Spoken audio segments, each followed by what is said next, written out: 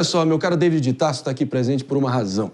Porque David de Tarso sentado na bancada do Morning Show é sinônimo de que tem mais notícias aí no mundo da segurança ou insegurança pública. Pelo seguinte, a gente falou aqui no Morning de sexta-feira, David, que o PCC, muito além dos postos de combustíveis e vários setores da economia, está se agigantando para dentro das eleições, criando, enfim, próprias candidaturas, mas agora também está dentro do futebol. Pelo seguinte, uma investigação concluiu que um membro do alto escalão do PCC supostamente agenciava jogadores de grandes times paulistas. A informação é do portal UOL. Mas presta atenção nessa história aqui, meu amigo e minha amiga, que é o seguinte.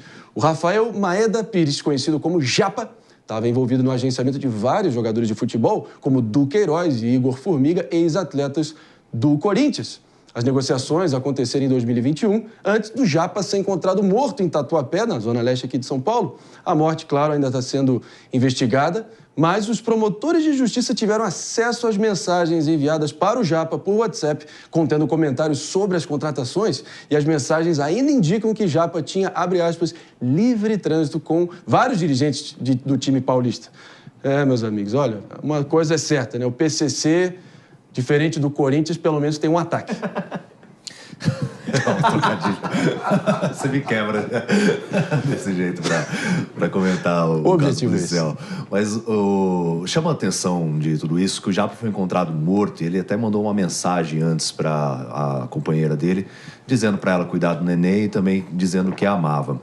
Porque aconteceu? O Japa e o Cara Preta, que também foi morto lá em 2021, que são membros do alto escalão do PCC, eles que comandavam o tráfico de drogas numa comunidade da Zona Leste, a Caixa d'Água, numa favela, e aí eles teriam desviado dinheiro, cerca de 40 milhões, para investir em criptomoedas, que também o GAECO, o Ministério Público, tem investigado essas ações do PCC, que tem avançado cada vez mais nesse mercado de criptomoedas, para que eles consigam identificar se há ou não lavagem de dinheiro.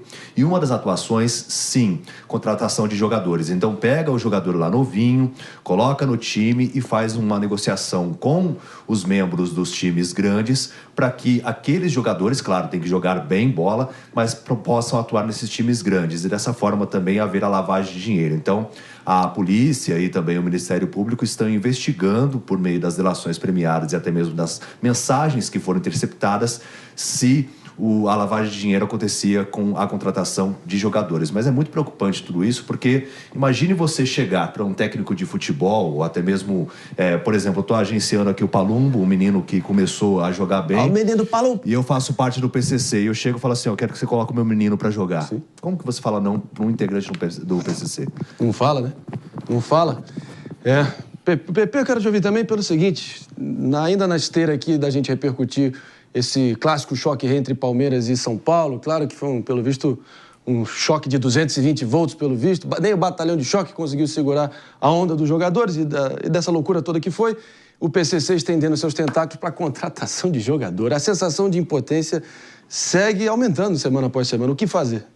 Não, para você ver, Marinho, o PCC ele está se utilizando de entidades que têm uma roupagem de legalidade para fazer os seus negócios, né? Não é mais somente, exclusivamente, venda e compra de drogas. Por isso que a política pública que o Palumbo defende para combater o PCC, para defender a população, é completamente errada, completamente equivocada. Não é? Impressionante. A gente noticia aqui que o PCC consegue ganhar concessão de transporte de ônibus passageiros nos municípios. O PCC consegue comprar posto de gasolina e lavar dinheiro. O PCC consegue agora entrar em clube de futebol e comprar jogador e depois vender jogador para fora. Ou seja, os tentáculos do PCC estão em todos os negócios lícitos. E aí vem o Palumbo querer defender a tal guerra às drogas. Achar que se resolve a questão do tráfico de drogas, organização criminosa, somente com polícia, bomba e paulada. Pelo contrário, tem que ser inteligente para resolver o problema do PCC e tem que ser inteligente para resolver a questão da segurança pública do Brasil. Vamos ouvir agora. Coração aí, calma. O pessoal fica emocionado quando eu falo. David e o Palumbo não conseguem deixar o cara de falar. É tanta besteira que ele fala que não dá para ficar quieto. A palavra não é emocionado, a palavra é indignado. Exatamente. Você quer o quê? Vamos liberar tudo, libera geral aí que resolve o problema. Ele fala tanto que a que a minha política é errada, mas ele não dá a solução, ele só critica, ele não deu a solução até hoje. Você tem que lembrar que a polícia não faz lei, a polícia não legisla, a polícia não julga. Você faz lei. Eu faço lei, e tenho vários, tenho dezenas de... Criticando você. Eu tenho dezenas de projetos de lei para ferrar gente que você defende, para ferrar vagabundo. Tem um monte de projeto de lei lá. Inclusive para acabar com a progressão de regime que você é a favor. E você era a favor da saidinha. Entendeu? Então não venha querer culpar a polícia, falar de segurança pública, porque a polícia não é responsável pela violência. Nós não temos leis, nós temos um judiciário complacente, nós temos um executivo que não investe na polícia, e aí todo mundo fica jogando pedra na polícia como se ela fosse a grande vidraça. E não é. E não é. Tira a polícia de campo pra você ver o que acontece. Eu nem citei polícia na minha argumentação. Você falou segurança pública. Segurança pública se resume ao quê? Segurança pública tem forças policiais. Segurança pública tem questões legislativas. Segurança pública tem questão na Constituição Federal. Que você é contra. O fato de você colocar, por exemplo, a Guarda Municipal na Constituição Federal, artigo 144, é uma política legislativa e constitucional. É uma política boa. Não tem nada a ver com polícia. Sou autor desse projeto. Não tem nada a ver com polícia. Sou autor desse projeto. Então pare de achar...